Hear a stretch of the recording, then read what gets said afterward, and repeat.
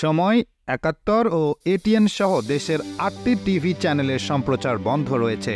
ছাত্র জনতার আন্দোলনের মুখে চ্যানেলগুলোর সম্প্রচার বন্ধ হয়ে গেছে।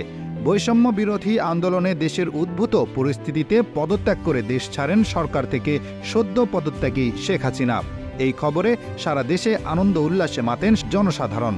তবে এর মধ্যে বিক্ষুব্ধ জনতা একাত্তর টিভি, সময় TV, ATN Bangla, ATN news, গান বাংলা, এশিয়ান টিভি, বিজয় টিভি ও মাই টিভির কার্যালয়ে আক্রমণ করে। এতে এই ৮টি টেলিভিশন চ্যানেল বন্ধ রয়েছে। গত ৫ আগস্ট সোমবার বিকেলে বারিধারা ডিপ্লোম্যাটিক জোনের একাত্তর টিভির কার্যালয় এবং বাংলা মোটরের সময় টিভির স্টেশনে আক্রমণ চালানো হয়। একাত্তর টেলিভিশনের বারিধারার কার্যালয়ের সামনে রাখা একাধিক গাড়িতে শিখার সংযোগও করা হয়। সেই সাথে কার্যালয়ের ভেতরে ঢুকে চেয়ার, টেবিল, টেলিভিশন ও কম্পিউটারের ক্ষতি সাধন করা হয়েছে বলে টেলিভিশনটির একাধিক সাংবাদিক অভিযোগ করেছেন। বীরুত্তম সিআর দত্ত সড়কে সময় টেলিভিশনের কার্যালয়ের নিচে রাখা গাড়ি ধ্বংস করা হয়।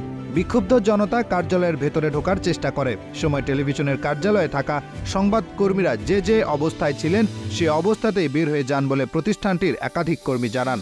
একই দিনে কারওয়ান বাজারে এটিএন বাংলার কার্যালয়ের সামনে রাখা একাধিক গাড়ির ক্ষতি সাধন করা হয় এবং তাতে শিখার সংযোগ ঘটায় বিক্ষুব্ধ জনতা। এটিএন বাংলা কার্যালয়ের ভেতরে ঢুকে স্টেশনে আক্রমণ চালায় তারা। এতে এটিএন বাংলার স্বাভাবিক কার্যক্রম ব্যাহত হয়। কারওয়ান বাজারে আরেক গণমাধ্যম এটিএন নিউজের সামনে রাখা গাড়িতেও শিখার সংযোগ ঘটানো হয়। কার্যালয়ের ভেতরে ঢুকে আক্রমণ চালায় বিক্ষুব্ধ জনতা। এছাড়া ধ্বংসস্তূপে পরিণত হয় দেশের একমাত্র সঙ্গীত ভিত্তিক টিভি চ্যানেল গান বাংলা। চলমান কোটা সংস্কার থেকে সৃষ্ট আন্দোলনে রোববার সন্ধ্যায় এ ঘটনা ঘটে। ভবনটির বেশিরভাগ ফ্লোর জুড়েই ছিল চ্যানেলটির studio, setup, shooting floor, sound system, editing panel, সম্প্রচার যন্ত্র সহ কয়েক কোটি টাকার মূল্যের যন্ত্রাংশ।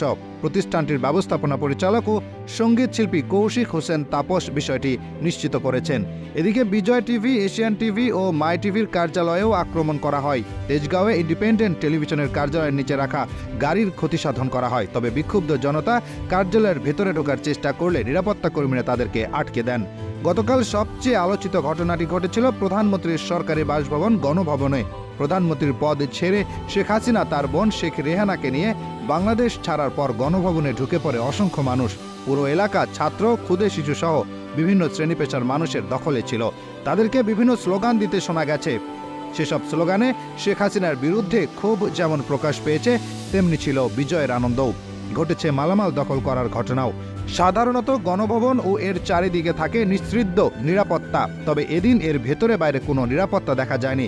বিকেল থেকে অনেক মানুষকে গণভবনে ব্যবহৃত বিভিন্ন জিনিসপত্র নিয়ে বাইরে বের হয়ে আসতে দেখা গেছে। যে যা পেরেছেন সেটাই সঙ্গে নিয়ে গেছেন। Television, fridge, sari, sofa, AC, mask, fan, হাঁস, মিষ্টি, ফুলের টব কোনো কিছুই বাদ যায়নি। গণভবনের ভেতরে ও বাইরে আক্রমণ চালানো হয়। এলোমেলো করে ফেলা হয় বাংলাদেশের প্রধানমন্ত্রীর সরকারি বাসভবন। কোথাও কোথাও ধোঁয়ার কুণ্ডলীও দেখা গেছে। সে সময় অবশ্য অনেককে এসব কাজের বিরোধিতা করতেও দেখা যায়। তাদের মন্তব্য ছিল জনগণের সম্পদ যেন নষ্ট করা না হয়। গণভবনের মাঠেও উল্লাস করতে দেখা গেছে অনেককে। মোবাইল ফোনে সেলফি তুলছেন, আবার কেউ ভিডিও করছিলেন সার্বিক চিত্র। গণভবনের সামনে রাস্তায় দেখা গেছে ভেতর থেকে নিয়ে আসা সোফায় বসে আছেন অনেকে। কেউ রিকশায় চড়ে, আবার কেউ মাথায় করে নিয়ে যাচ্ছেন গণভবনে ব্যবহৃত বিভিন্ন জিনিসপত্র।